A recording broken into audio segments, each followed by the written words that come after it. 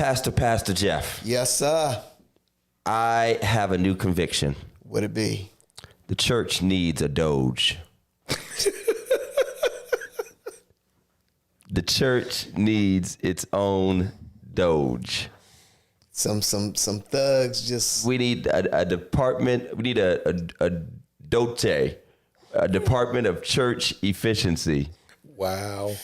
If you had a Doge at your disposal, how would you make? Who would be your first mass layoff? Who would be your first mass layoff? I plead the fifth, Doc. You plead the fifth? I plead the fifth. But there would be some layoffs going on. There'd be some layoffs. There would be some layoffs going on. There'd be some layoffs. I would say the extra associate ministers that go overboard all the time during the service. None of mine are this way, but right. So if we're not talking about brand. ours, We're not talking about our own churches. Not talking about our, we're just talking about in generalities. I would lay off the one choir member to go this real hype, but you can't really sing. You can't really sing. Wow. They're the hype man of the choir. Yeah, the flavor of the choir. They're the puffy of the choir. Wow. Right. No real lines. The only part they know is a woo. Right. They're always good for the Jesus, praise. Right. They're always good for the praise while the band's playing. And they're quick to shout because they forgot the words. They act like they got the Holy Ghost, but they don't. They just don't know how the song go no more. So they just pass out. Right. Yeah. Go ahead. No, you got it. I would also lay off all the musicians who really can't play, but they act like the choir is wrong. Oh, listen. That Doce, Get them. Doce. We need you. Okay, I got one. This is a bit of a problem for me. Okay. Sunday school, children's church teachers that don't like kids. Man. They get on their last nerves, can't stand them, ain't got no patience, probably don't like their mamas. But just don't even like kids. It's obvious that they don't like they don't like children. Yeah, they out there. I'm gonna lay off every preacher who say, "Y'all give me a minute, I'm going somewhere, but don't ever go." But never get there. Never go there. Never get there. Where you going, Doc? Where are we going? After it's over, I'm like, Doc, I thought we was going. Did you take an Uber? What happened? Listen, this is a Sunday drive, buddy. We were here for the scenery, not for the destination. I'm just going ahead and say it. Jackleg bishops. I don't care how many papers and robes you get. I don't care. I don't care how many crowns you wear, how many staffs you carry. I mean, come on. Mm-hmm. I mean, you don't have a church. You just got a printer to print out certificates and scrolls and stuff. I mean, let's stop it. The church needs a Doge sometimes. Sometimes you need mass layoffs. Yeah, you know what I'm saying? In a hurry. Members that drive real fancy cars and don't tithe.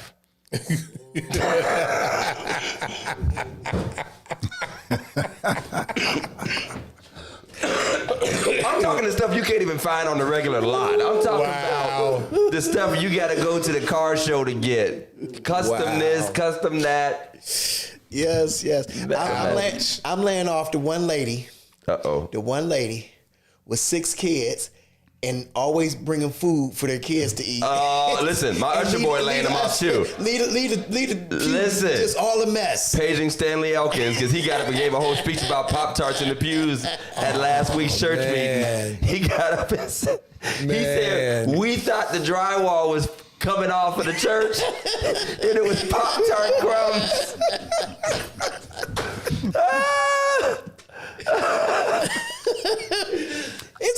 Wow. The preacher who says, you'll get that tomorrow. Listen. And I didn't get it tomorrow. I woke up and thought about it and still didn't get what they was talking about. Wow. Okay, I'm laying off all the super hype saints that shout all service and then leave before the message. Put the finger up when it's time for the preacher to get up. They got the shout on every song super loud, just acting a fool in the aisle, stepping on old mother's shoes and hitting kids when they trying to get happy. Then as soon as it's time for the word. And they don't tithe either. No, I'm joking. Jason says we're going to doge preachers that say, we made doge a whole verb. We're going to doge preachers that say they're going to their seat more than 4 times and still haven't gotten to their third point. Wow. 3 more minutes. Give me 3 more minutes. I'm on my last close. Baptist minutes. Baptist minutes is always triple. It's always triple. No, I love it. We're going to doge the sound tech that never gets the sound right. I'm talking ever. All that. I'm talking the same ring, the same echo, the same scratchy chord over and over. They didn't ran up to the pulpit, adjusted, moved the speakers around. They didn't plug new stuff in, gave you 3 new mics. Still ain't right. I'm dozing that one member who always bring nasty food to the cookout. Oh, and we gotta hide it, man. We gotta. Sister such and such, stop bringing. Just bring yourself. Stop. Just come. We don't need you can to bring the that. paper plates, man. They always ask everybody eat it. I be saying it's all gone. It's all gone. It's gone in the trash, but it's all macaroni and cheese harder than mug. Listen. Yeah. I'm doging grave jumpers. All the people that want to jump in graves. Okay. At the cemetery. They gotta go. First of all, nobody's strong enough anymore. We don't have like them good old fashioned strong deacons and men that can hold these folk back. So if you run hard enough, you are going in there, and you know they gonna have to get that little machine and send the hook down for you and then bring you back up. Say just put the dirt on them. Just put the dirt there. Listen, you want to be with him so bad? Right. Take me with you. There you go. Your wish is my command. No, I love it, man. Welcome to Religiously Incorrect. Thank you for joining us for our first little beginning here. We want to go ahead and introduce, at least in part, you see our figure in the middle here, my friend, my brother, and I'm talking about real show enough family. Oh, you real, don't want this figure. Get out of here. You don't want this figure. Real show enough family to me. Yes. And that is in the person of Mr. Kevin Stringer, man. Good to have you in the house. Good to be here, man. I appreciate y'all pastors for having me back, man. This is I think the second time. It's the second rodeo. We don't bring the good ones back. Last time I was here, I don't think Pastor Jeff was here, so good to sit with you, my brother. Yeah, man. Always good to be with you, Pastor Todd. Always known this cat since he was this high, man. You know, just a little wee thing, you know, and it's just good to see the man you become and the pillar of the community that you are, and so I really appreciate being with both of you gentlemen this evening. Much appreciated, man. Kevin has worn so many hats in our community, worked within Warren City Schools, been on the school board, has worked, with after school programs, spearheaded important initiatives for families and our students, and now he's wearing a new hat with Trumbull Neighborhood Partnership, and we're going to talk about that in just a little bit. But first, I want to go to a first things first segment and just talk about my new favorite Al Green. The one who doesn't sing Love and Happiness. Right. But he sang my song. He sang it. On Tuesday night. He sang good. He sang my song. Yeah, he did. On Tuesday night. I think that song was called You Do Not Have a Mandate to Cut Medicaid. You do not have I think that was the title of the song. You do not have a mandate. I also think the subtitle was, let me tell you what you ain't going to do. Let me tell you what you ain't going to do.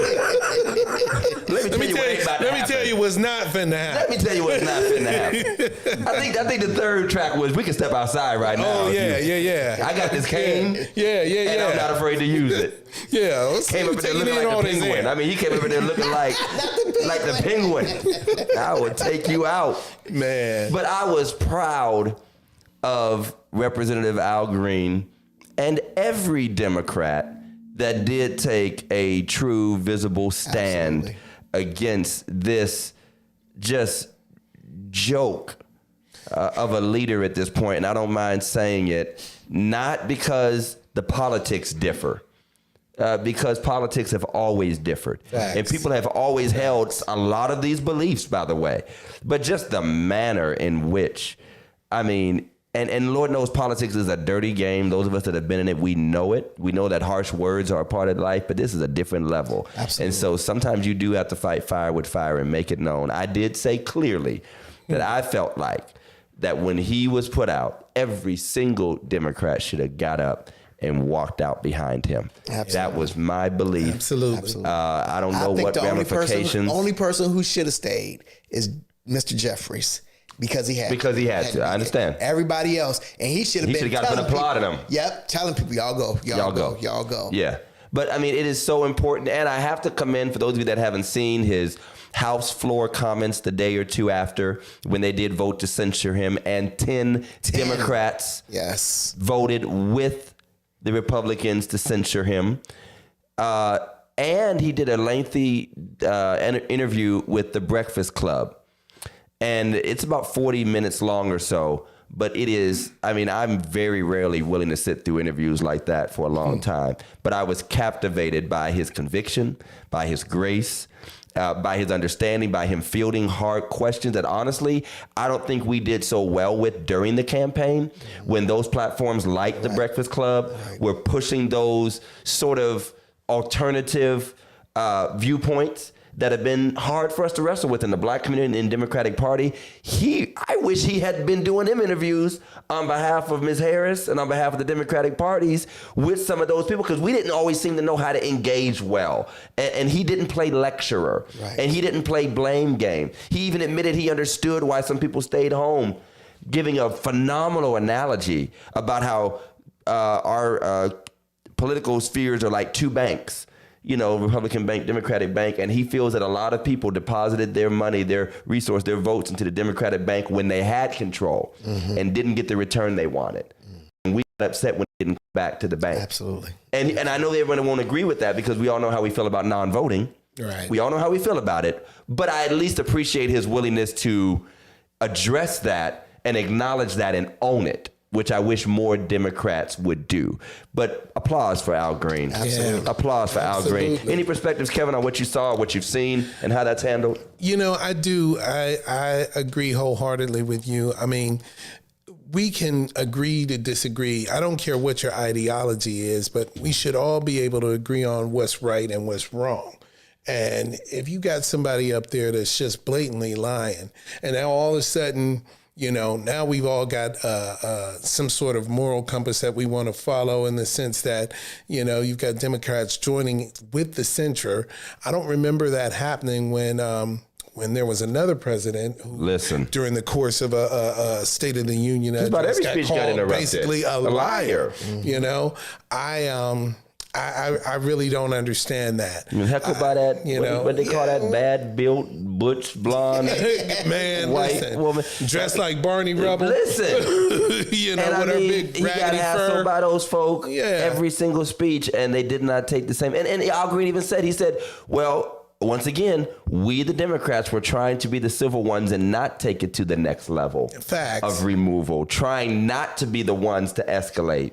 But the other side chooses to always, you know. So and you know, I get that you don't want to stoop down to anybody's particular level, but sometimes, you know, if you playing spades, you got to play by the rules of the house. Right. So if I'm at your house playing spades and you playing Joker Deuce, guess what game I'm playing? Right. You know, well, I'm playing Joker Deuce. I knew Leah would have it right. She didn't got that on a T-shirt. she didn't tattoo that on her leg.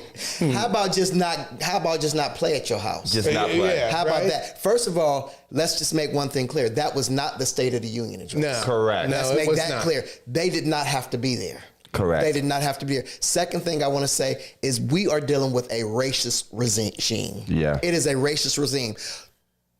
Over 20 times in this Project 2025, they said they want to deal with woke. And we can manually interchange woke for blacks. Just say nigger, man. Wow. Because that's what they're saying. Because that's what they're saying. They've changed the word several times over the years. They've called it thug. They've called it woke. They've called it. What they're saying is they want to N-word us again. And sorry, y'all, for those that are offended by the word, but that's exactly what they're saying. And maybe we need to be that offended by it to actually act, because we would actually call a protest and a censor over a word, but not over the actions that are very much reflective of how they think of us. Absolutely. And so, I mean, that's what they're saying. Erase black people. Yes. I mean, they're literally tying woke, CRT, you know, DEI. All together, that's right. It's really just saying anything that really could could even speak to black people, even though we know, and I know some detractors have said, well, black people aren't even at the top of DEI or whatever, but we're still a part of it and are the reason DEI exists, going back to the civil rights movement and fighting for that equality and equity. That's why there is. And so if women have come up and if LGBTQ plus have come up and are all a part of the DEI world, well, then all the better for it, because we did pave the way for there to be a more broad view of what it looks like for everyone to get a fair shot and not be overlooked, you know, because of whatever station in life they're in. And so I'm not even on that whole, well, it's not really about black people anyway. It might not be, you know, completely, totally just us, but it should never be just us. Anyway, well, we should be a part of the broader conversation of equity. It boils down to the haves and the have-nots. Right. And that's the thing, you know. I think sometimes we get so concentrated on, we get so focused on those things that make us different, those surface level things that make us different. But at the end of the day, it's who has control, who has power, who has money, who has influence, and it's who does not have the influence. Right. And they keep us fighting. Those people in great halls of power and those great spheres of influence, they keep the folks without fighting each other. Crumbs. That's it. You know, while everybody is getting messed over. Absolutely. And that's the sad truth of it all. That's the sad truth of it all. If we all just stopped, those of us who feel disenfranchised, who feel marginalized, who feel disinvested in, if we all just took a hot minute and thought about who is really benefiting. See, I'm sitting over here mad at you, but you just as broke as I am. Right. You know? Neither of us come up. Yeah. Right. And so just because you got a little something doesn't mean that I lost anything. That means that's encouragement for me that I could actually have too. Right. And I think that's the psychological game that's played by some of those folks that walk in those halls of power, that very elite 1% of 1%. Oh yeah. You're convincing black people that immigrants are the enemy. You're completing, comparing poor white people or working class white people that DEI is why they didn't get the promotion or the job or whatever, and most of it is lower level stuff. And now they're moving against, Asians and, people of Pacific descent, even they're being put in a disadvantageous position in college entry and stuff like that.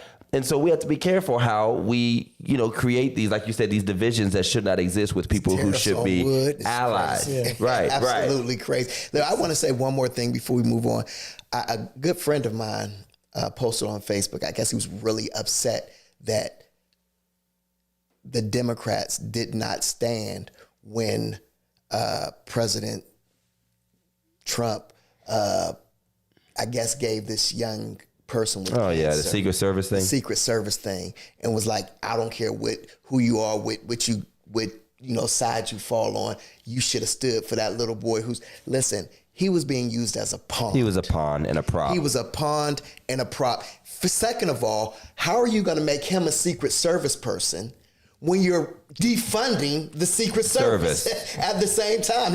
That's contradiction. That's a paradox. It doesn't make any sense. I mean, you talk about being pro-police while you're pardoning people who beat the police. Absolutely. And caused their deaths. Yes. And so we have to wake up again. Yeah, under normal circumstances, the mention of a child with a sickness or a person with a hardship, but we are far beyond, and it's all political theater in some ways, but there's just an extra level of underhanded motivations behind this. I mean, we've always done the photo ops, and we've always done the invite the warm story to the State of the Unions and all that stuff. But like you said, I mean, the contradictions are glaring. Yes. And so I refuse to just tolerate that and play that game at this point. And hopefully, no matter who's in power, we hold to that same conviction. Absolutely. Even when those who we might support come to power. We want them to be about business and get off of the games and get off of the rancor and get off of the get back mentality and get back to serving people. Yes. Absolutely. And not trying to wield the whole country and hold the country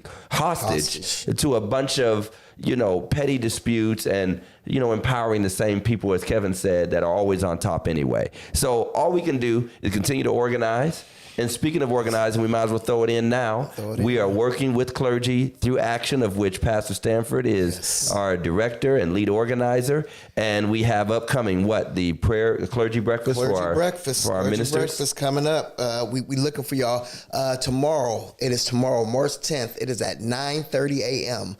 It will be at Bethel Lutheran Church in Boardman, Ohio. Listen, our guest speaker is Valerie Burney from the Mahoning County Community Engagement and Outreach Coordinator for Mental Health. Y'all know we've been throwing this mental health thing around a lot. Yeah. And I think it's really going to be a good thing for you guys to come out. Listen, if you are a faith leader, it is no longer clergy. All you have to be is a faith leader, and you can come out to this breakfast. We got Trina Williams.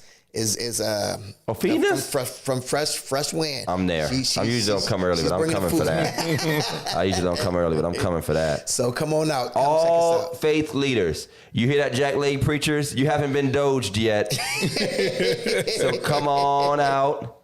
And ministers, missionaries, mothers, come on, get you a breakfast. No cost, right? Don't cost nothing. Let's say it like this. Free breakfast for preachers. Free breakfast for preachers. Free breakfast for faith preachers. leaders. Just start saying that. Come on. Just say for faith leaders, free breakfast. Listen, I just heard a horn blow. I need Big Mike to go out there and just buff up for it, make sure it ain't in my car. He ain't putting his life on the line for your car. Just go out there. All you got to do is buff. They're going to be scared, man. Scared. Just go out there and just flex a little bit. You know what I mean? If they messing with Todd's car, it's cool. We gonna mess around at the end of the show and have an in memoriam segment. The ones we've lost. Right. All right, y'all. It's so good to be back for another Sunday night service. We got Kevin Stringer in the house, but you all know what time it is. It's time for Meme of the Week. Oh, boy. Meme of the Week. Meme of the Week. Welcome to Religiously Incorrect, ladies and gentlemen. Meme of the Week. Meme of the Week. Thank you. Send us your memes of the week. Meme of the Week. Meme of the Week. We are, these are all jokes. We are just playing. Everybody has had the extra guest preacher. The guest preacher who is extra. Now, this is a guy actually who does some pretty good, and I usually don't put up people's skits, but this brother's good, and I enjoy him, and so I follow him pretty well. But this is when the guest preacher is doing a little bit too much. You've been in a service like this. Oh, yeah. You've been to a revival like this. You've been to an anniversary like this. Play the tape.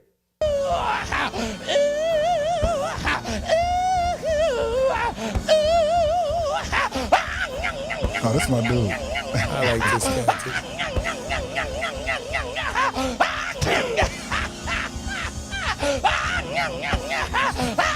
Nobody.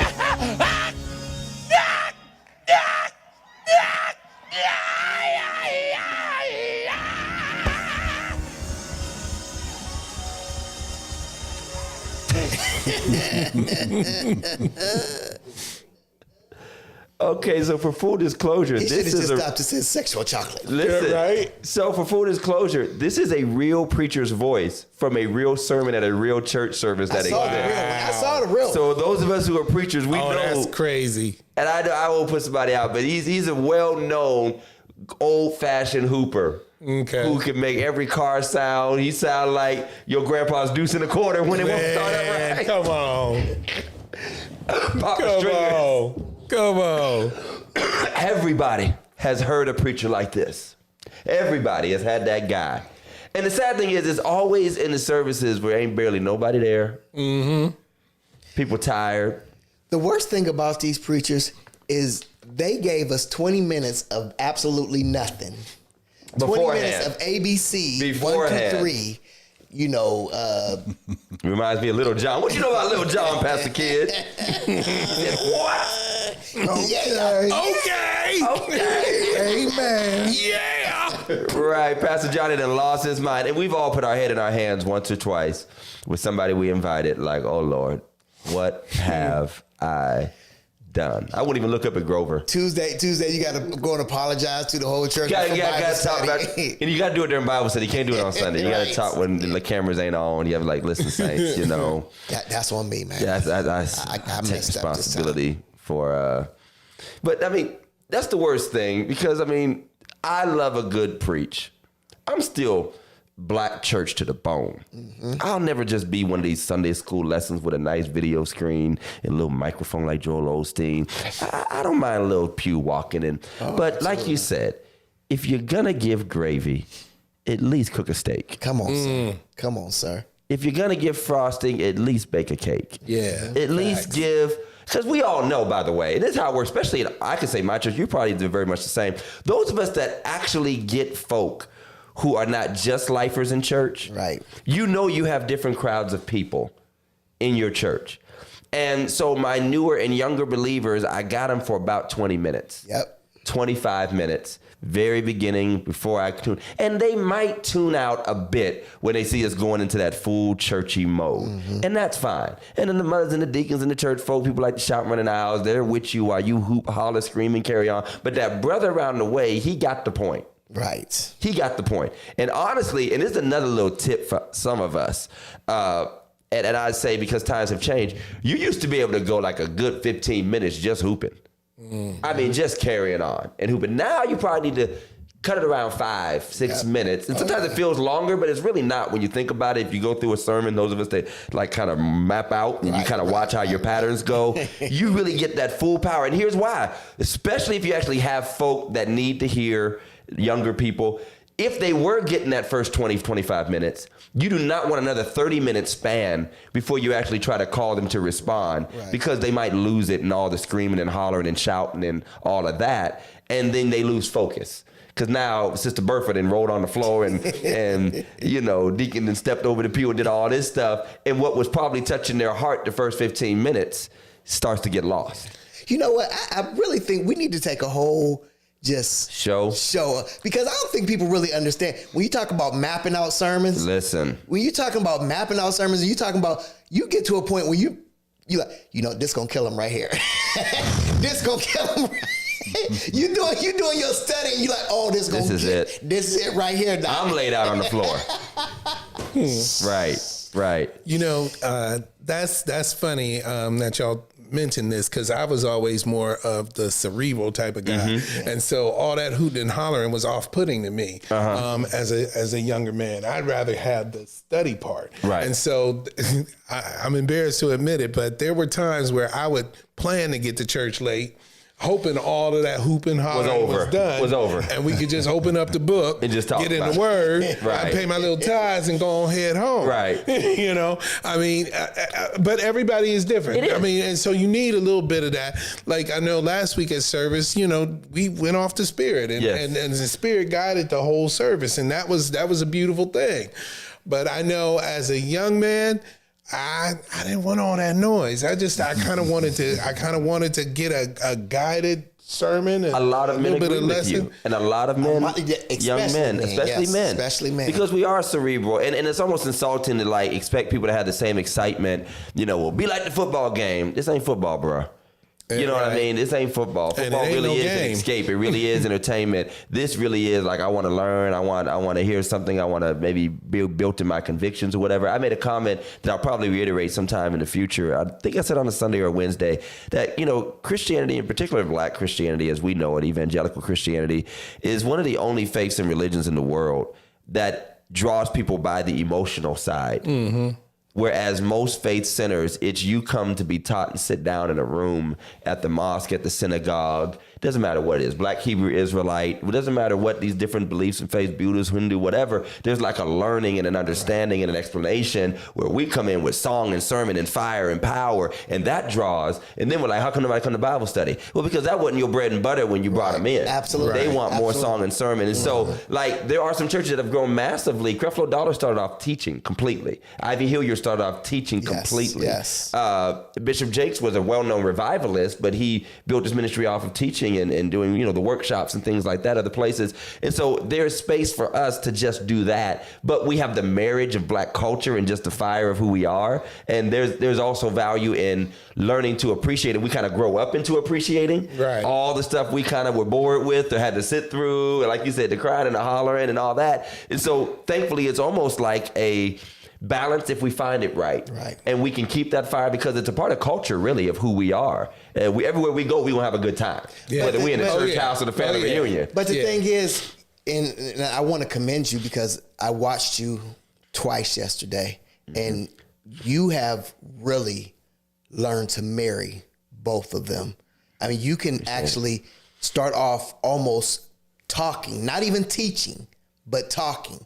Go into a teach and end in a holler. Most people have not gotten to that, got that down like you have it, and it absolutely is. And I've watched you preach for years, but yesterday I haven't seen you preach in a long or heard you preach in a long time. Yeah. So I saw even a new level of height in both times. Appreciate it, just man. went to that, and I mean, I'm getting there. Yeah.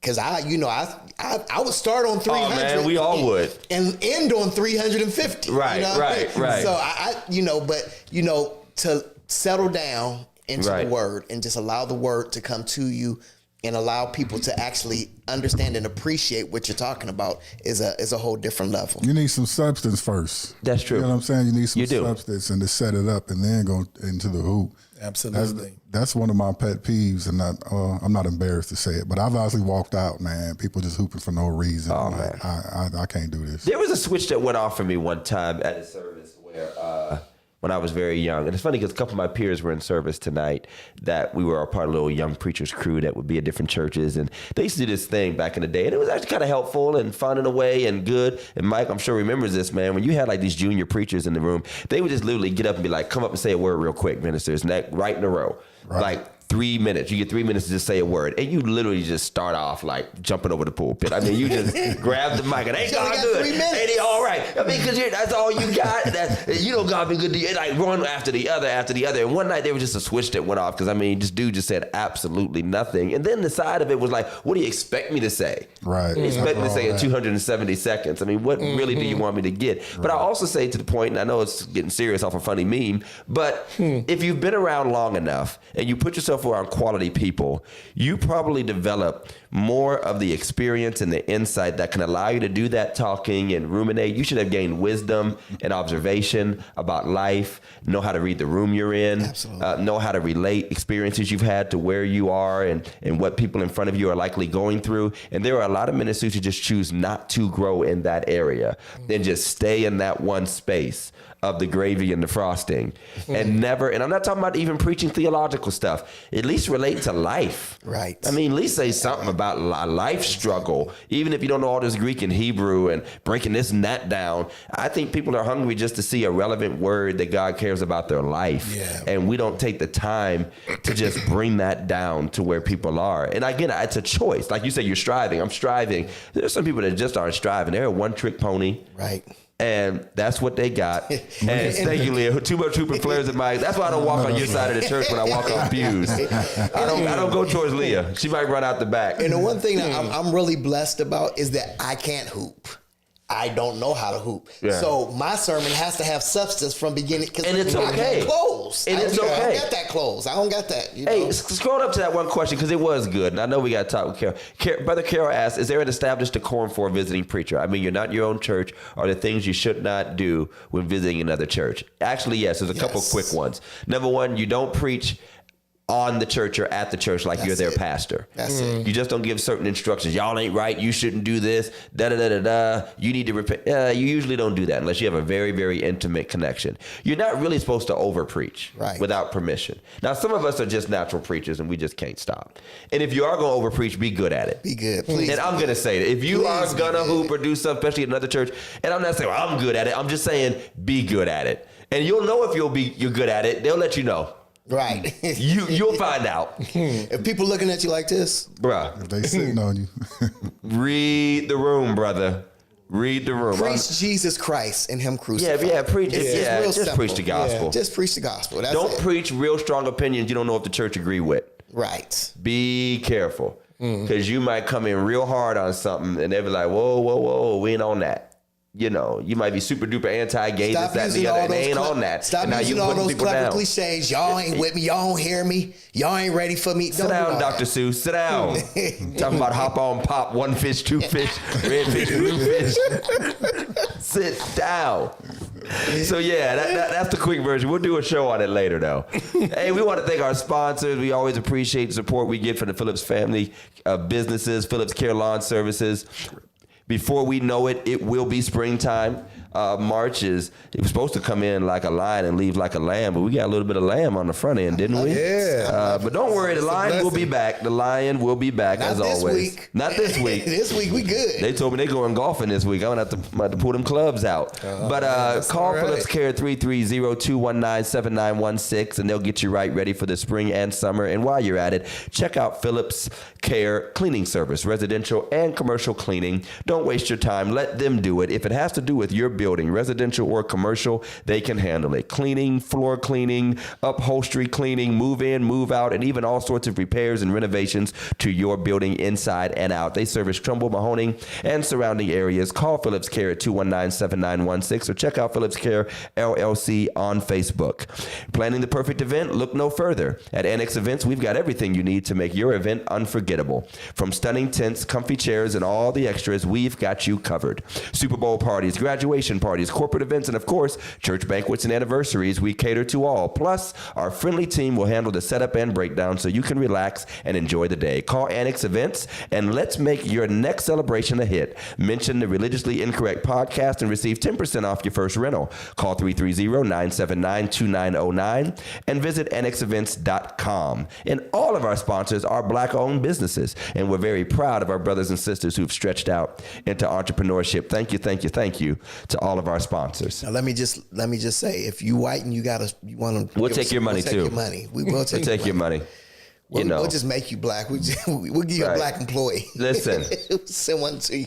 We'll play Not Like Us in the We'll background. play Not Like Us in the background. If I see one more white person do that dance. Wow. I seen an Asian dude doing it in China. So I don't know where he was at, but it was hilarious though. I saw some white girls doing it. That was just. Oh yeah, it was horrific. That was horrible. Some things are not for all of us. Some things are not for all of us. But we got Kevin in the house. Thank you for being with us again. Man, thanks for having me. Kevin Stringer is a stalwart, a pillar in our community, and I mean that with love. He has been a great supporter of our community in so many ways, and now he's working with Trumbull Neighborhood Partnership. And I am a fan of Trumbull Neighborhood Partnership. Absolutely. My buddy Matt Martin. That's man. I mean, you're talking years. I don't know how many years it's been now. I think 14. Going on 15 years of impact in our community. And we call this episode, I kind of gave it a little title. I called it Here Comes the Neighborhood. We always talk about there goes the neighborhood. Yeah. But in our area, and probably in some other areas that are like ours here in Northeast Ohio, we're seeing a resurgence and kind of like a new era, where we've gone through the downturn, we've gone through the rusting out, so to speak, the loss of jobs, the tearing down of houses, of which TMP and the land banks have played a part. In many, many, many cases, very necessary, but in other cases, somewhat tragic. Yeah. Because of the loss of property, the loss of perhaps family legacy, investment, and of course, just the fullness of our communities, places where many of our churches exist and many of our people live, littered with empty lots. And again, some of those very necessary because times do change. Hard times fall on, communities, and you got to do what you got to do. But other times there are other issues that come up. We're going to talk about a couple of things that TMP does. And Kevin Stringer is the community engagement coordinator. So first of all, just tell us who TMP is. Oh, man, thank you again for having me. So Trumbull Neighborhood Partnership, it is what is known as a community development corporation. And basically those are organizations that exist to kind of address neighborhood beautification, the elimination of blight. With TNP, we're really focused on the improvement of the neighborhood, the communities in Warren and Trumbull County, and the empowerment of the people that live within. Those communities. And so we're really committed to trying to figure out ways and to develop programming and opportunities to kind of get Warren back to the glory that we once had, the and perpetuating the success of the community. Well, I think one of the things that a lot of times we take for granted, especially as lifelong Warren residents, are the assets that we have in the community. Right. I think a lot of times I have friends that come in from out of town, and they look at Courthouse Square and they see some of the different assets that we have in the downtown area, and they're just amazed. They're amazed by what we look past all the time. I mean, and I know personally, for me growing up, I assumed that everybody had a courthouse like we do. Right. This big old beautiful structure in the middle with this big old square around it and all this, that, and the other. It never even dawned on me that most areas don't have that type of that type of infrastructure and this, that, and the other. Having said that, though, I know that things have changed. You know, you've referred to a couple of times since I've been sitting in your guys' presence, and that times are very different. It's not like it was when our fathers and, Todd talked about us being family. Our dads were best friends. Yep. I mean, very best friends. So all of that said, Stringer. when our dads, before he was Pastor Johnson, it was Beepo. It's Jimmy and Beepo, man. That's it. So, but all of that said, though, back when they were young men and coming of age, you could quit a good job and find a better job that same day. That's it. You had enough resources to be able to start a home, get a nice little starter home, and build your life in a community. You could have a nice car. Everybody could, have their neighborhood and invest. And it's just not that way anymore. No. But I, at 53 years old, am naive enough to believe that Warren's best days do not have to be in its past. Right. I feel like we have all the materials, and I feel like our greatest resource are our people in our community. Plus, we're blessed with a really kind of a unique and critical geographic location. And so what TNP is doing is trying to really take a look at how we can utilize, one, those people in this community, and to take advantage of the things that are in our favor, our geography, our resources, our natural resources in the community, and try and work together to develop those things, to perpetuate a success and make it such that our young people that are, as they start out, don't necessarily have to leave to be successful. Right. That's a huge critical piece of what it is that TNP does. And I'm very fortunate, in that I've gotten a chance to work with young folks through my former job at the Warren City School District. And now we get to work with a broader swath of the community with Trumbull Neighborhood Partnership, and get to work with residents of all ages in trying to bring their talents to bear, bring their resources to bear, to improve and empower this area. I want to thank you for being on. First of all, many people don't know that, those of you who are in Youngstown, TMP is like the brother of YNDC. Absolutely. My good friend Ian Beniston. Also, TMP is also Matt is a board member of Action. Yes. Matter of fact, tell me I need his dues for this shit. Listen, I'm sending the deacons to your house, Matt. Okay. But one of the things that a lot of people don't know about TNP is all the gardens, the community gardens that they do in our area. Green and I space, think those are going to be vital for our community as, prices are skyrocketing. Absolutely. For everything. Ain't nothing in the grocery store cheap no more. A pack of a little double-mint gum is $30 million. It's cheaper to buy the chicken than it is to buy the eggs at this point. Facts. It is. Facts. Yeah. So how's that coming? So you know what? I'm glad you asked about that, because we are, as you speak, we are trying to get the garden resources of Warren together to grow program, trying to connect with different neighborhood groups and to kind of keep bolstering that program. And so we'll have seeds available. You can come down to TNP start that. And again, going back to how it used to be, I remember my granddad, he had a house on 4th Street, and he bought the side lot, which are also available at TNP. You can purchase a side lot, if you've been maintaining and this, that, and the other, and you can start your own garden. That's correct. My grandfather had a side lot, and he used the whole back half to create a garden. I mean, he would be out there with his rototiller, and the best tomatoes, the best zucchini, the best vegetables, the best squash that you ever had in your life came from right out of my granddaddy's garden. On 4th Street. Yeah, on 4th Street. Right in the middle of the neighborhood. Right. And so That was the cannabis, dog. Not the cannabis. Nah, he wasn't that forward thinking. I don't know. He wasn't quite that forward thinking. Pop was pushing the deuce in the corner. Yeah, but he was. He did have kind of a pitbull, but that's one of those things that we really need to start trying to get back to, in the sense that we can be a little bit more self-sustaining, especially in the sense that most of the most marginalized areas of our community are food deserts. Yes. Correct. I grew up in the southwest side of Warren.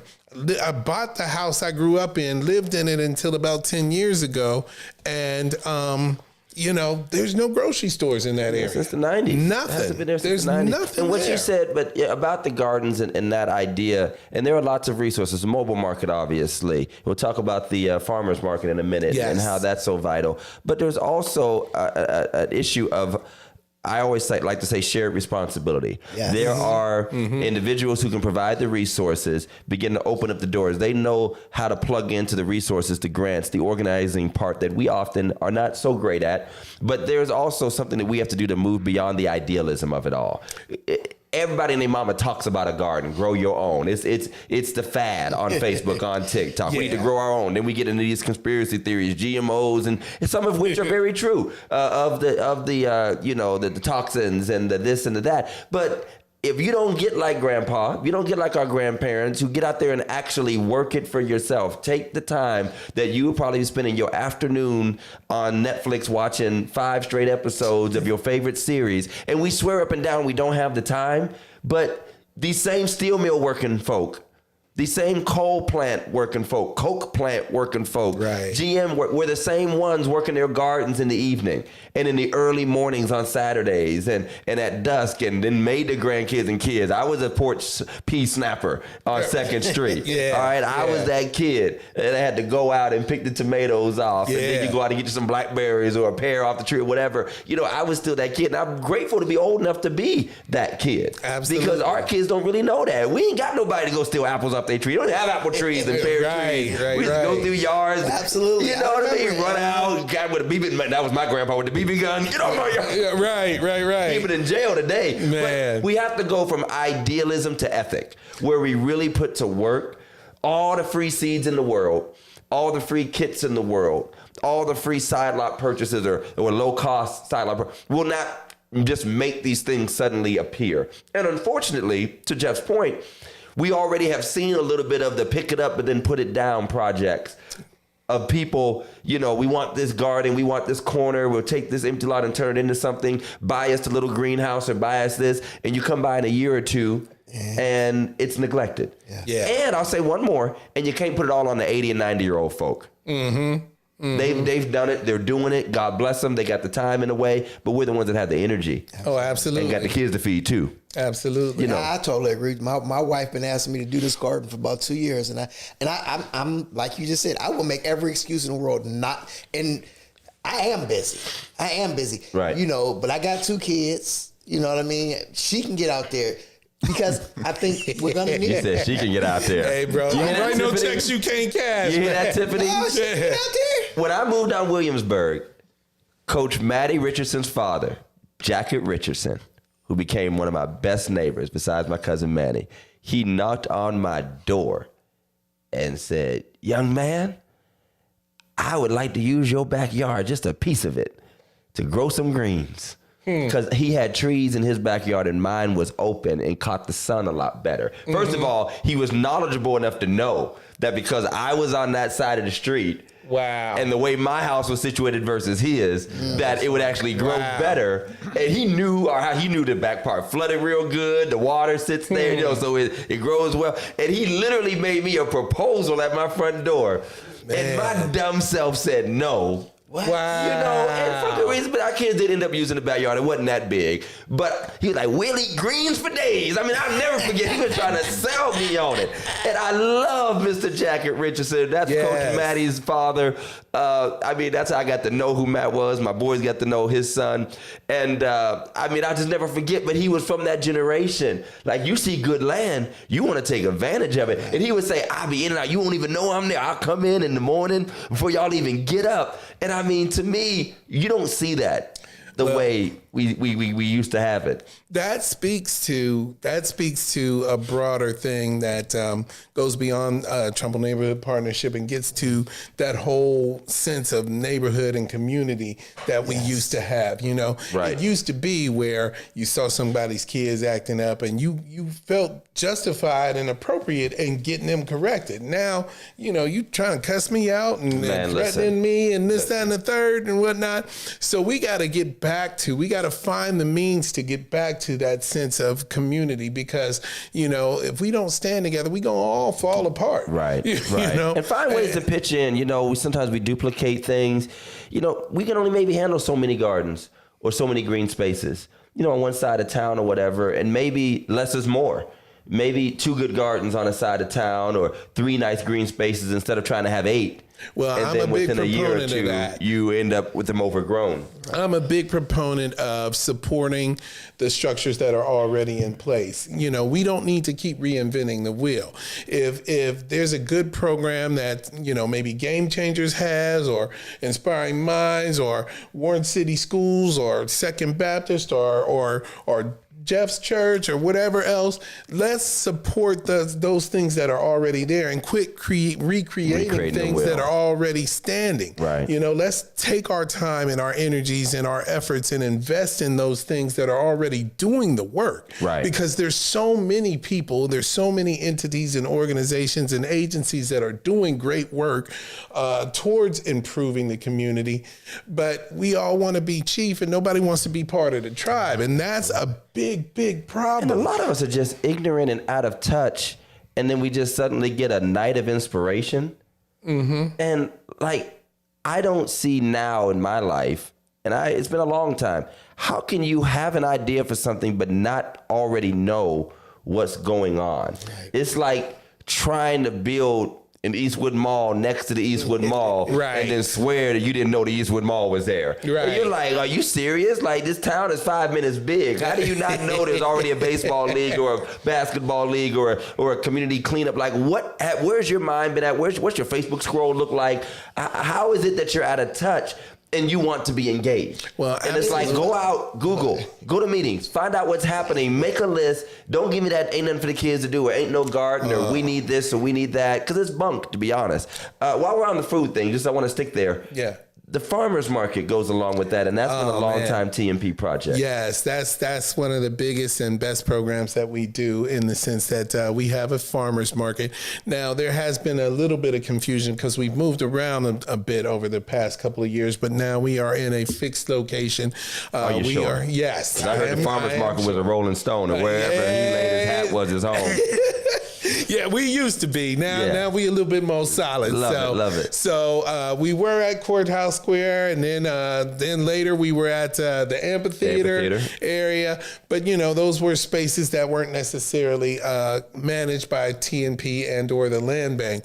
And so now we are located at what we are calling North Park Commons.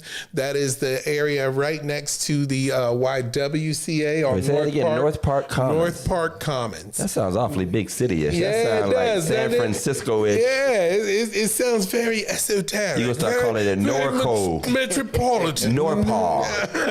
What your daughter? What's that saying your daughter say? What? Very demure. Demure. Very classy. Yes. Very dignified. Very demure. That's where we sip beverages with our pinkies out. Yes, if you come to North Park Commons, the farmers market, you have to drink a beverage with your pinky. Todd over here doing his best Norm McDonald.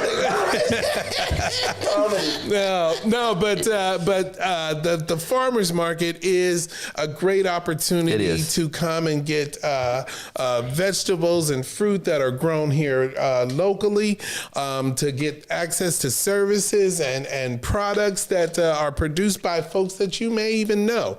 And we are in the process of looking for sponsors for this year's farmers market, which will run from June of 2025 to September of 2025. And for all of you all who are missing the flea market, because that was a huge blow. What nothing like flea market fruit, bro? Yeah. What nothing like flea market fruit, penny candy, bootleg DVDs, and that Chinese food in the back. Yes. Steak on the sticks. I ain't gonna lie, that Chinese food did get That me. chicken with that sauce. And they were the sweetest people. They were the too. sweetest people. They were Knew so you, nice. would talk about you in their language. So nice. Go down there and get me work socks. Listen. 20 pair for $10. Well, I can't speak for the work socks, but you can come out and you can get some vegetables, some fruit.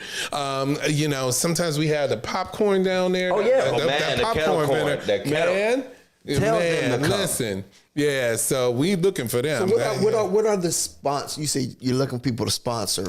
So we just looking for a couple of businesses and entities that are downtown to maybe just kind of help us get the word out, maybe promote the farmers market, trying to kind of couple some programs. We'd love to see, some of those businesses and offices come down there, and it operates every Tuesday from June to September. So love to see the folks that from Trumbull County offices, love to see the Warren City School administration buildings people come on down there. We need to do an on-site podcast. We need to do a religiously incorrect on-site little special visit the farmers market. I've gotten jams, fresh made, jams and honeys and, syrup, fresh baked goods. I mean, and like you said, when you miss just buying that, just peppers and. I got a thing for Honey Crisp apples, and the best ones that I've had have been from a local farm,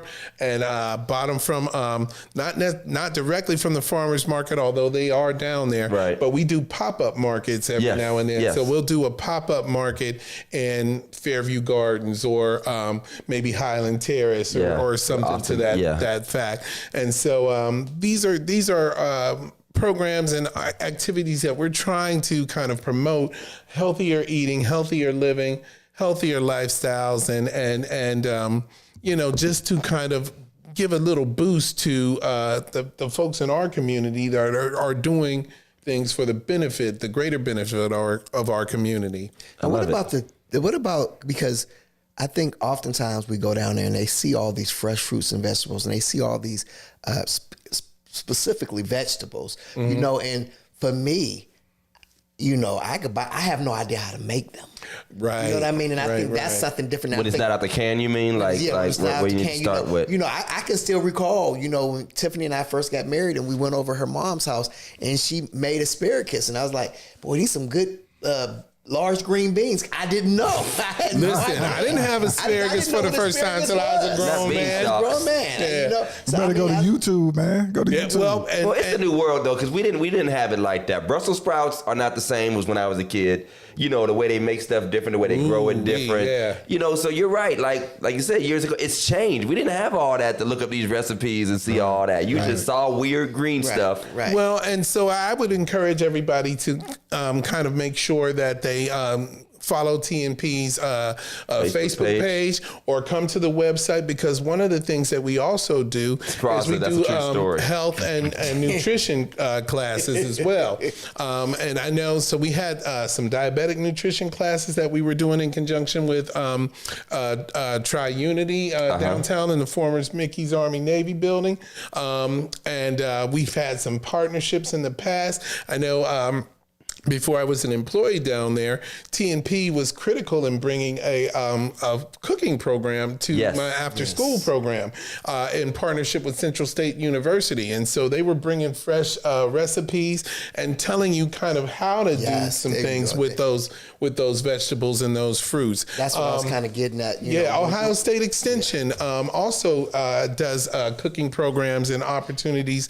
And so there are a number of different resources that you can connect with to kind of find those recipes. To Big Mike's point, though, always look at YouTube. I mean, it ain't just for mess. Right. It ain't just for fight videos. And there are a handful of useful things on there, man. My little key fob on my push start car didn't want to work the other day. YouTube is a lifesaver. Went on YouTube. My auntie went on YouTube and got my car started because I was just gonna sit there and cry. That was my whole plan. I'm like, I'm gonna call AAA. I'm gonna just cry until they get here. I'm in boredom. I don't know what to do. Right. They figure it out. YouTube is a lifesaver. Man. I know that's right. So I mean, but it speaks to a broader point of trying to take advantage of the assets that we have in hand. Yes. We have more knowledge in the form of our phone in our pocket than some of our peers ever had in the past. Right. And so there's no reason to go without when there are a lot of good agencies, there are a lot of good organizations, there are a lot of opportunities to find out. All you have to do is put just a little bit of effort into searching for those things. I want to address Scott's question and segue into a discussion about housing and some of the initiatives that TNP has. Scott asked, where does the social structure to facilitate a strong neighborhood develop without an existing strong neighborhood? Who starts, I think he meant to say, the circle? That's a part of the function of why I think what TNP is trying to do what they do, but also many organizations. Let's just be frank here.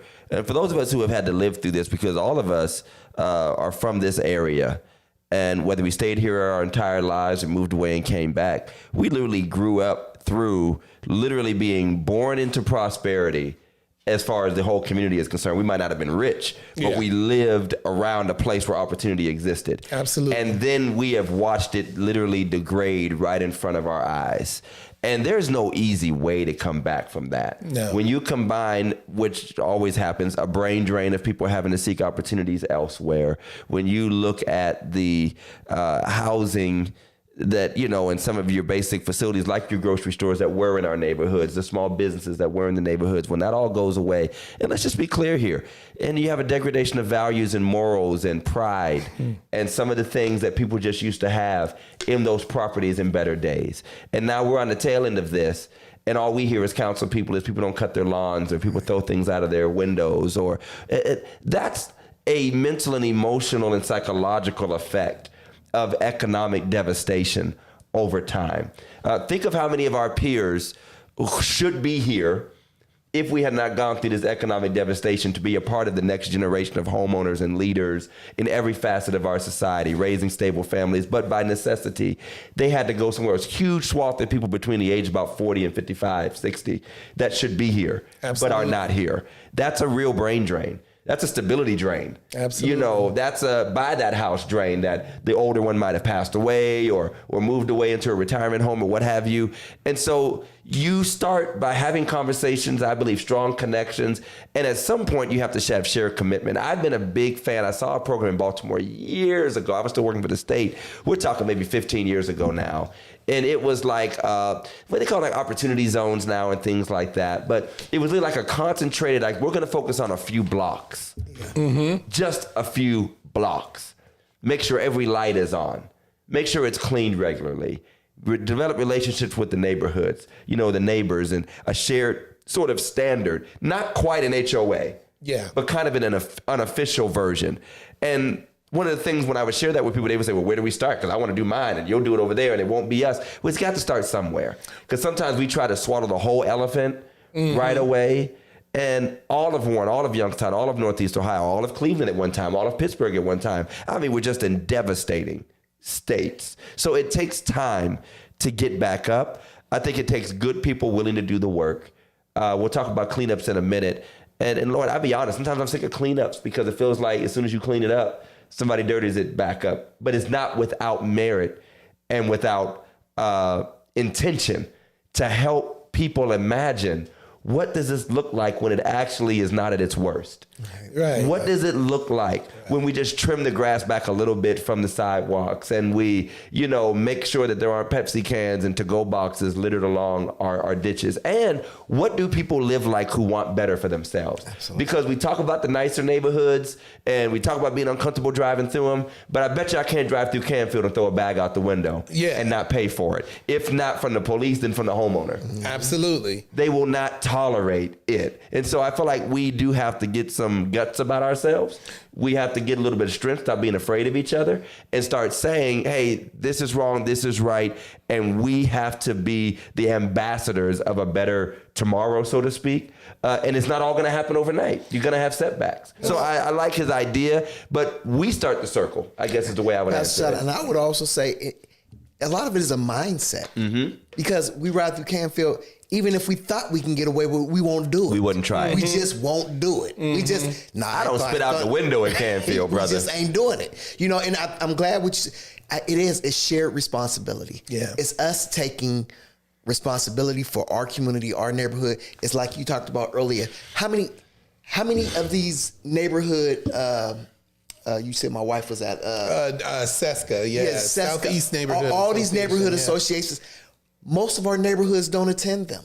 Correct. I mean, there's very few people. And this is where you find out, this is where you can actually start building this community. This is where you can actually sit down and say, listen, this is the problem. And I mean, truth be told, a lot of times the house is overgrown with grass and leaves, and it's an old lady staying there. Right. She can't cut her grass. Can't cut her down. But we're not, all we see is the grass. And the kids is are lazy. I already preached about them last week. The kids are lazy. Absolutely. Right. So that's where you start building community, and you get to say, oh, this lady, it's not that she doesn't want this community to look nice. She just doesn't have the wherewithal to get out and push a lawnmower anymore. And there's got to be accountability. I always say, outside of a few places here and there, it's not aliens doing this to us.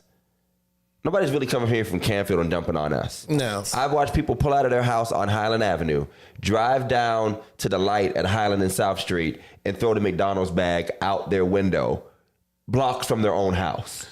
Yeah. Blocks from their own house. It is not somebody else. Now, I know what it's like to watch somebody, I think, from a whole other community dump a whole trash can in Burbank Park. I watched them dump a whole trash can in Burbank Park, and we had to call. But mostly, it's us. Well, mostly. I think that speaks to that diminishment of pride. See, I'm from that generation that had the West Side pride. I'm a lifelong West Sider. I was born over there. I still live over there. I'm a West Sider to my core. And so I don't like people dumping on the West Side. The thing is, I still have a sense of pride about that community, and it takes that little bit of boldness. There was a time when I still owned a house over in Palmer Heights. I stepped out on my porch and I saw some kids walking in the middle of the street, just walking down the street. Now, why they wasn't on the sidewalk, I don't know. Right. But a kid was drinking a pop or something like that and just took the bottle and smashed it down into the street. Now, as it happened, I knew one of the kids in that group, and I said, hey, hold up. And they looked, because they were in my after school program at the time, and they said, oh, hi, Mr. Stringer, what are you doing here? I said, I live here. You thought I was just coming over into the area just to work and collect a check and going home someplace else? No, I live here. Right. And what you ain't going to do, there it is. Is make a mess. You do not have a mandate to smash that can in the street. So I went in the house, I got a broom and I got a dustpan, and I made them clean that mess up. That's it. Right. But see, now what I did not have to worry about was her parents or his parents coming back and cussing you out and cussing at me, because you already know what I'm trying to do for your kid. Right. Right. And I'm pleased to say the last time I saw that young lady, who was with this group of kids, she was doing quite well for herself. Wonderful. She was working, being a productive part of the community, but it takes some of that boldness to kind of say, hey, listen, no, this is where we all live. This is the community we all share, and I cannot have you messing it up like all of this. That's it. Sometimes you need that peer pressure. I mean, All it took was my neighbor. It was Deacon Hill from Trinity Baptist Church. Before he moved away, he was moving. He was my neighbor. Deacon Hill from Trinity Baptist Church. I had moved on Williamsburg, and he was next door to me at first. They would come do a line in my yard if I was letting it get too high. Them old heads. Let you know. Them old heads would say, son, do you need a mower? Yeah. You need a weed? Well, hey, you can borrow mine for a minute till you get yours. And they would literally say, look around you. Look around you. We take care of ours. We know you're young, got a baby and all that, but we expect you to take care of yours. And that shaped me up. And now I'm in that position where I'm the taxpayer, paying good money for my house, moved to a nice neighborhood for a reason, because I wanted to step up in that same way. And I kind of see myself saying, I stopped it. Bruh, you need some help with the, bruh. Well, I cut mine. But that's such a solid point, Pastor, in the sense that, sometimes there is just a lack of knowledge. There's a lack of knowing. And so sometimes we have to be that example. And we do have to be that bold neighbor to say, hey, listen, let me tell you, here's what we can do. Here's how I can help you. Right. Once again, I had a little girl that lived next door to me, very young, and she would have her little balloon fights and stuff like that. And then I come outside the next day and this little garbage and Be balloons all over the house, my right, driveway. right. And I'm like, listen, you have your fun, but you be respectful about all of that. Correct. Correct. I mean, so those are the things. And we have to get to that real sense of neighborhood, that real sense of community, The community pride. and supporting Right. and uplifting one another. I can't be all sitting up there talking about you all the time if I have not offered you any kind of Correct. support, any kind of a better example. And show an I need example. to set the model. Right. I need to set the template for how it's going to be. right. So that's a huge part of what it is that TNP is trying to do, is to try and set an example. Our office is located in an old house Right. on Mahoning Avenue, and if you ride down there, you look, we still got to make sure our yard is cut, and we still drag a trash can out to the curb on a Right. particular day of the week. We still got to make sure the snow is shoveled so don't nobody fall and break their neck on our property. Right. Let's get back to that. Because I will come. I will come get that money. I will wait till that slate sidewalk is good and icy. My neck, my back, my neck and my back. Right. What Gears. if everybody I'm done that though? What if we all done that? Oh, slip and fall and get paid? Oh. But when I stayed on Williamsburg, we stayed on the same street. Right. I had people moving in and out. And we saw that though. In and The street out. we moved into was not the street we moved off of. Absolutely. Yeah. That's it, And that's what it, happened. yeah. And what big, you can't deny this. Unfortunately, the loss of home ownership, particularly long-term home ownership, has played a big part in that. And renters are not the scourge of our communities, They're because not. renting is a very necessary and important part of life. Quite frankly, for some people, it's financially advantageous. It makes more sense for them in life. However, when you look at the current climate of the rental business and structure, that has created too many opportunities for people to shirk their responsibility and their landlords right along with them. And the constant moving in and out, which is what we're going to shift to now about the long-term properties in our community, just takes away from that feeling of pride. Takes away from that, these are the stakes I put down. I mean, after I've been in Williamsburg for so many years, we didn't leave till after 16 years that we Wow. lived there. We're on the back end of the mortgage.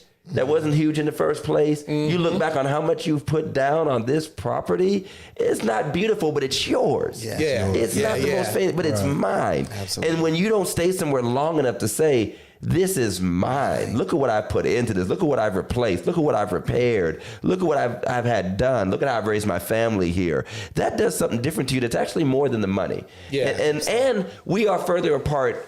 And I don't mean to belabor the point, but I think it's just so important because it reminds me of the civil rights movement in a way. We're getting further and further away from that initial pride our people once had in owning their own. When it was first generation ownership. Yeah. When it was Yeah, first yeah. generation access to Yes, certain neighborhoods. yes. When it was the Northwest Side wasn't for us. Right. Absolutely. For I heard those of about you that forget. Yeah, I heard about the that. 8 wasn't for us. For those of y'all that forget. Regal and Coit and all that could not wasn't live for there. us. Facts, For yeah. those of you that forget. And so when you were able to move into that space, you felt an obligation, not to the white man, by the way, but to yourself, Yes. to level up your life to the quality you want your family to experience, knowing the pain you've come from. You had to settle for what you could get. You had to take the scraps as white flight took place. And every part of the town we moved into was somebody else's leftovers. And you finally get to go build that house or buy a slightly newer house. That meant something to you. Now I got people in my ward in $200,000 and $250,000 houses parking in their lawns and driving through mud and dogs running around. It's like what we would attached to the Southwest Side, so to speak, because now it's not money, it's mentality. Yes. And no, money does not change. I've got 4 $200,000+ houses in my ward. In my street, that nicer part, that last little real nice part of Northwest, that are horrific. White and black families. So it's not just about low income, this, that, and the other. Section 8. This, that, and the other, because they went and got bank loans for this joint, you know. Yeah. And so I want to shift to this because I know we're getting far. But go ahead, Mike. Real quick. I want to address Scott Heater's question. He said, "Is there a point when the conversation about shutting down and moving people out of neighborhoods is necessary?" Move where?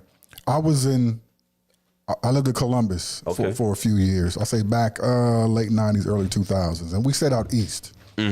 And where we stayed was a lot of farmland, open fields, things like that. And I went back probably like 2 years ago, and I saw all these apartment buildings. Whole development. It was everywhere, all these apartments. And I was talking to my brother about it. He said, yeah, that's all low-income housing. He said, now if you go downtown, you don't see those neighborhoods down there At all. anymore. They moved Gentrified. everybody out. Definitely gentrification. Short North, all that. But that takes intention, it takes development, but it also takes, as Kevin talks about what TMP is a part of, a long-term, and Scott did talk about that earlier, long-term economic development plan that happens over a generation and not overnight. I remember, go ahead. I was going to say, I remember being young and hearing all kind of people saying, you know, I don't want these renters moving into our neighborhood. Yeah. We don't want the renters. And you know, you feel, you know, rent, like you said, sometimes renting is necessary. And renters do want to stay in a nice neighborhood. Now, the other day, I'm riding home on my street and I see a house says for rent. And I'm like, baby, put up the for sale sign. Put the for sale sign up, baby. Scott, we know it can happen and it does happen where we develop. Speaking of Columbus, I was down there and there was a whole swath where they had just marked every single house. They're getting ready to raise it down and probably be a new development. Okay. Smaller towns have to think more creatively about doing things like that because we're not like Columbus is, which is one of the fastest growing cities in the nation right now. Absolutely. And centered around one of the greatest, if not the greatest, university in all the world as the Ohio Say it State louder. University. Yes. Go but Bucks. as Kevin said, we all have assets and it's about utilizing. And I want to kind of talk about preserving those assets. And this is very near and dear to my heart. We both come from families that had strong roots on the West Side. I had the 2nd Street family. Kevin had the 4th Street family. Yes. I'm blessed to say that the 2nd Street house is still up. There are people living there like they're taking as best care of it as they can. It hasn't gone derelict. But there are a lot of houses and homes on our side of town that have been lost to demolition. And many are floundering in this legal limbo. Yes. Because of a lack of knowledge and a lack of preparation, stuff we just didn't know to do. Sometimes things happen unexpectedly. You didn't know. Lord knows, just like life insurance, we say we're gonna do, and then something happens, and someone either passes or they're incapacitated and they can't do. Houses end up in probate. We end up just living in mama's house, grandma's house, and just keep paying her water bill and just keep the accounts going and hope that nothing really interrupts things. And I'm not knocking anyone who does what they have to do to try to maintain. But in this climate with so much loss, and I'm talking real financial investment loss, that if development came and we could sell our houses at a premium if we wanted to, some of us wouldn't be able to. Absolutely. Can you talk about tangled titles? Wow. We hosted a phenomenal session. Yes. TMP, Kevin brought the crew in to share with our community, and we're doing it again out here on the East Side, and we'll give that date and time, about what Tangled Titles is. It's a TMP program. Describe what it is and what it will do for our residents. All right. Well, I appreciate that, Pastor. So Tangled Titles is a partnership between Trumbull Neighborhood Partnership and Community Legal Aid.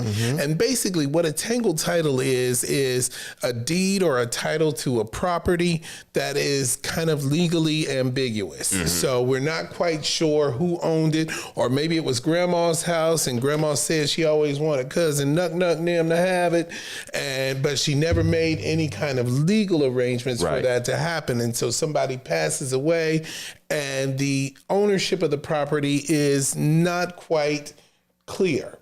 And because of that, many of the programs that, like, for instance, TNP has a emergency home repair program, but it is for people who own and occupy homes in the community. We can replace your roof, we can replace your furnace, we can install handicapped access and all that, but you have to be the owner and occupant of that. Well, if you just stayed in the house after grandpa or grandma passed away and they wanted you to have it, but it's not legally in your name, then you're not qualified for those programs. Right. That's a tangled title. Something as simple as a misspelled name on a deed can prevent you from having access to many of the programs and assistance that are available to keep your property in good order and good standing. And so what we understood about that is that folks need that knowledge, that simple knowledge of some of the basic steps that you can have to kind of introduce you to what amounts to estate planning in its most basic form.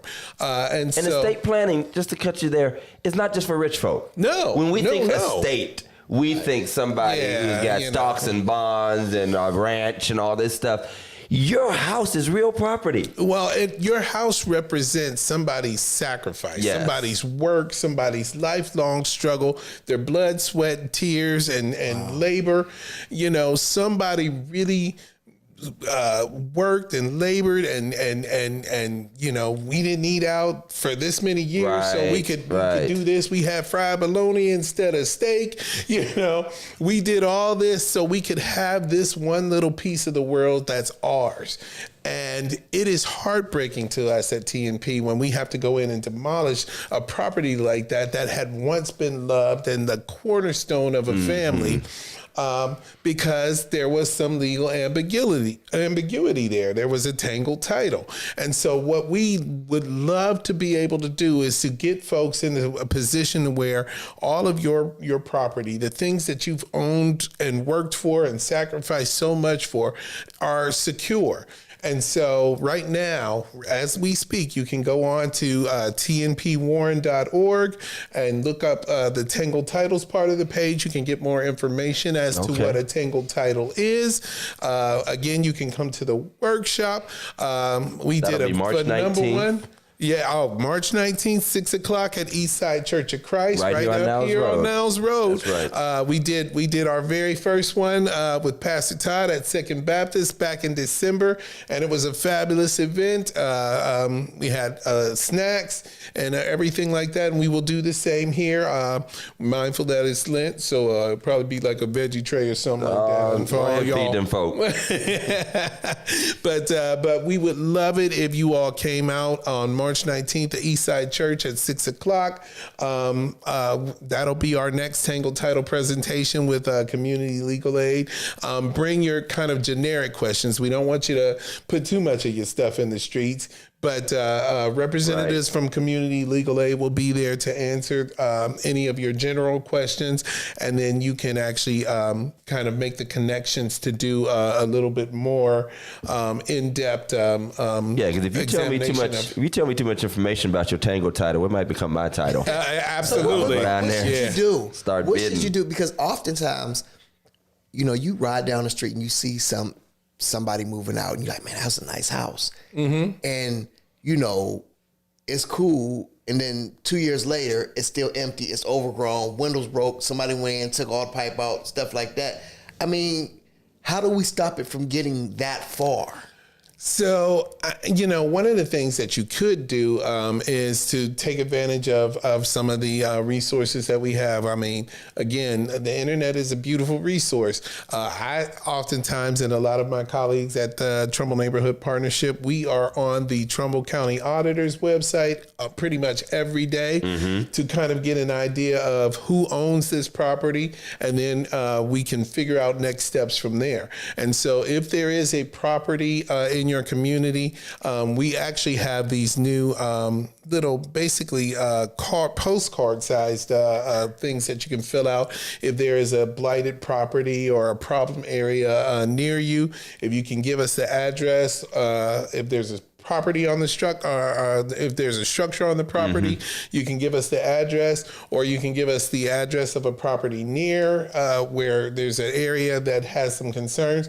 Then we'll do a search, see who owns the property, and we can see what steps that we can take from there to kind of prevent it from falling into such grave disrepair that, there's no coming back from that. Because it's a heartbreak to demolish some of these houses, Right. I mean, solid structures that, with just a little bit of love and the right amount of timely intervention could really be a great start for a family. But it also comes back to what you said, like letting it get so bad. It can be a gray area legally, and sometimes even within families.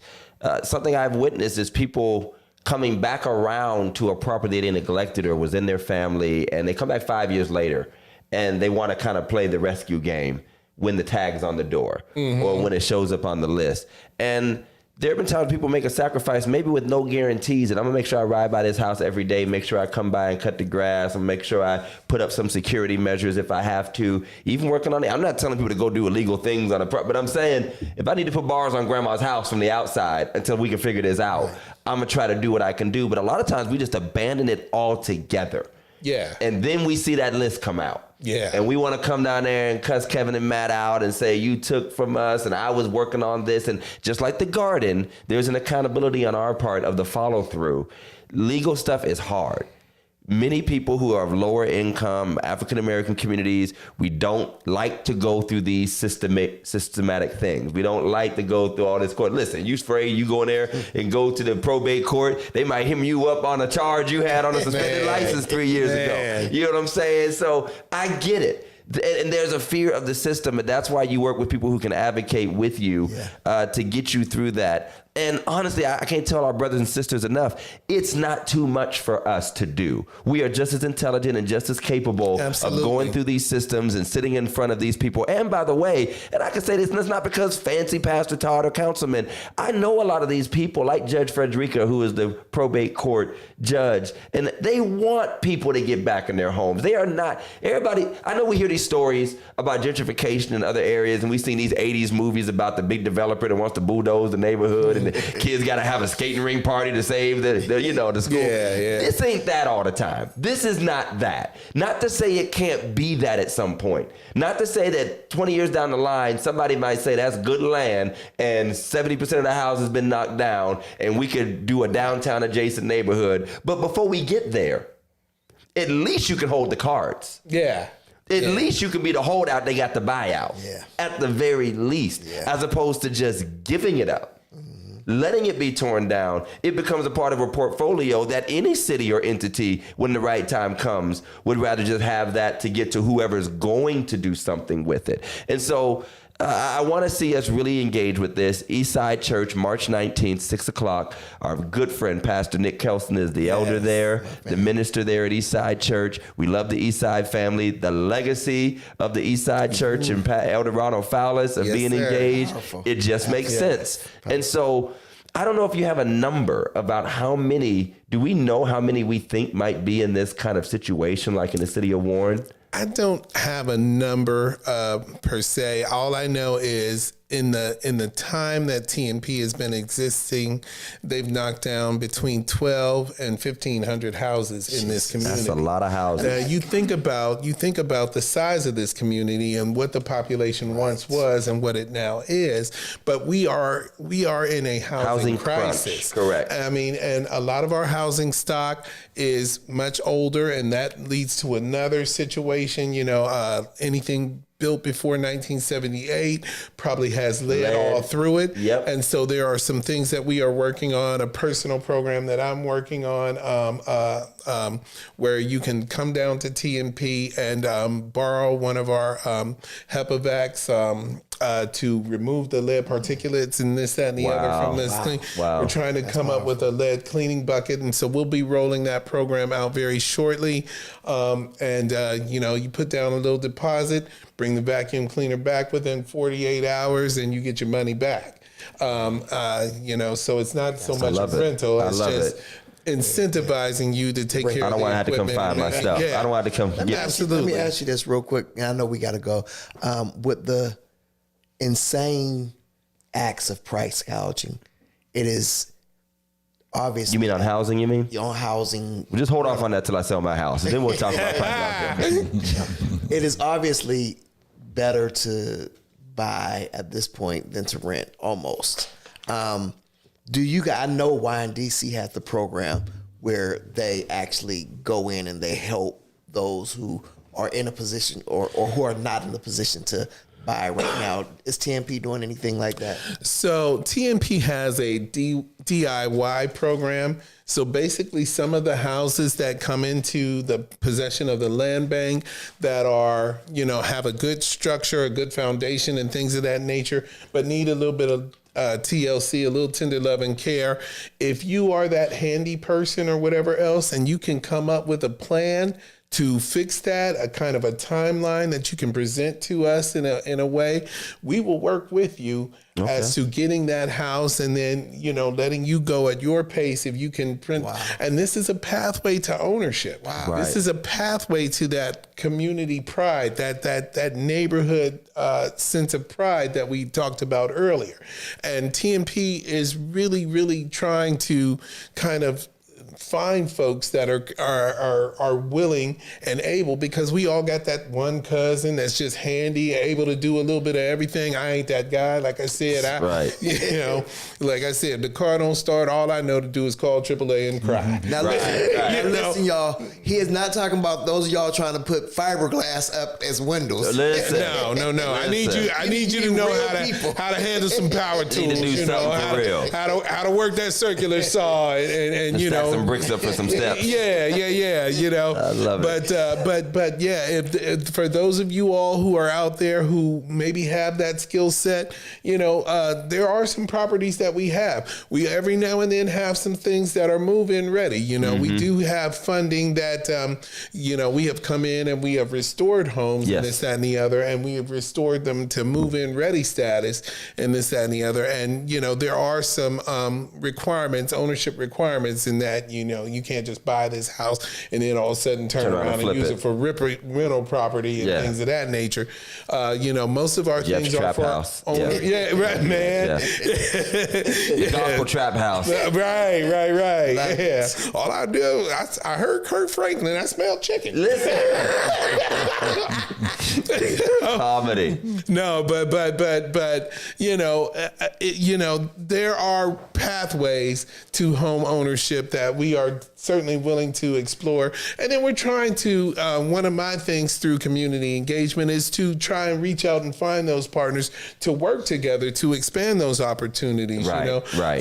We're working with the TRIO program out of Kent, Maine. Yep. Just trying to find some creative ways to do some opportunities. I go and I set up resource tables at different events. I'll be going to a presentation that Dr. Farida Goodwin Capers is having about, ironically, estate planning. And so we'll talk about the Tangled titles and we'll promote that. That'll be next week. So the programs exist. Series. I mean, the programs exist, series. the partnerships exist, the collaboration exists. Taking advantage of what's happening. And trust me, I've said it before. I said it at our last action meeting. Often we think advocacy and activism and awareness is most needed in your downturns, in your poverty season, so to speak. But I've come to find out that it is actually most needed when you're on an upswing, and you need to make sure you protect and educate the existing residents who have been here through the tough times, who might either lose or lose out on of what they've worked for years. And again, just by neglect or by lack of information. And so we have to advocate and push this information. But again, we also have to focus as a community and come together in mindset, if not always in the same space, at least in mindset, so that we're all going in the same direction. And so I'm just grateful that you came and shared Tangled Titles with us. We're going to put it up on our page as well and share it. We've already put up the link for those that want to go to the tmp.org/Tangled Titles, Tangled-Titles / the information is right there. We've already shared the TMP Facebook page. Go like TNP, Trumbull Neighborhood Partnership. Wonderful partners. And it affects our churches. It affects our people. It affects our religious communities. People say, well, that's not church related. If it affects people, it's connected to the church. Absolutely. If it affects our community, it's attached to the church. Because the church doesn't want to be surrounded by a bunch of empty lots. No. The church needs families. The church needs healthy communities. Harrison said yesterday. Exactly. Yes. It was his community is gone. Yep. Listen, and we've seen it. Before we leave, I want to say this to y'all. If you own your house, especially in a nice neighborhood, and you get a she shed, always put it on both sides of the line between your house and your next door. That sucker got repoed. Did it? Yes. What? That sucker got repoed. I was there for it. I heard a truck outside. Oh, good gravy. And I nosy myself out there. I went out there vacuuming the driveway at 9 o'clock in the morning. And I saw the lady on the truck. I said, what's going on? She's like, we're taking this back. I said, thank the Lord he answers prayers. Man. Big old she shed between our houses. I was scared to go over there and tell them, what is South Trumbull property? Man, listen. You know what? Can I mention, we've got April 26th. If you have a civic organization or a neighborhood group, we are doing a citywide cleanup. Yes. Very much like for anybody to contact our office. TMP will provide safety vests, gloves, garbage bags, little pickers so you don't got to break your back picking up garbage.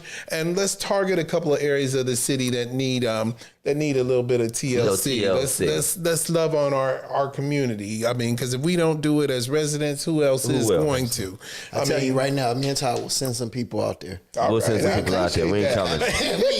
We ain't showing. That's what you call the youth for. The youth group will be out there. Hey, listen. You want to earn that trip to see the point, don't you? I'm not mad at it. I am not mad at it. Millennium Fortune went up in price. You're going to have to earn this now. Absolutely. But all the groups, and it's been a wonderful, successful thing. Yeah. April 26th. Contact TMP for the supplies you need. Let's give it up for the man, the myth, the legend, Mr. Kevin Stringer. Thank y'all. Thank y'all. Phenomenal brother. And, of course, another one of Second Baptist Zone. We just lay claim to all the good folk. We just love having them. I really appreciate you all watching, sharing, tagging, just keeping the comments going. Scott, the questions were great. The interaction, the feedback, the jokes. Hope you enjoyed tonight's show. We love doing this Religiously Incorrect. We love mixing up what we talk about. You'll get anything. You never know what you're going to get on here. You'll talk about preacher scandals to housing opportunities. You don't know what you're going to get. And so we appreciate it. Any final thoughts, Pastor Jeff? Just a great show, man. Thank you so much for coming. We miss you at the schools, man. I miss coming up to I do miss the kids. I'm grateful for what you're doing, but we definitely miss you, man. I miss the kids. Kev was this close to choking a brother. He's like, I got this, y'all. They used to call me Crazy Joe. Now they call me Batman. Big Mike, any last words? Thanks, Brother Kevin, for coming on, man. Really appreciate you. I appreciate you, man. Appreciate your production, too, man. Yeah, Not just for this, He's the man. Yeah, he's the man. He makes it happen. He's doing it, and for those of you, because we are a global show, I mean, the millions of people that watch us every week, can I remind you that there's probably a TMP in your city or your neighborhood, wherever you might be. We got Apostle Darren Thomas from the Columbus area. I am sure there is somebody doing the work similar, and similar resources exist in whatever metropolitan area you live in. So if you're not in Trumbull County, find what county or area or city you're in and see how you can connect and get those resources. Listen, this has been Religiously Incorrect Podcast. Be sure to check us out on all of our social media pages, Facebook, Instagram. We're on TikTok. You can find us wherever you find your audio podcast feed. Usually within 24 to 48 hours, we're up live and you can engage with us there. If you haven't liked us, hit that like button. If you haven't sent us a meme, give us your best shot. not. We might have already seen it, but you know how it is. If it's good enough, it might make it on air. But until next time, Sunday night service, same bat time, same bat channel. Take care. Peace, y'all. Oh, man. Thank you, gentlemen.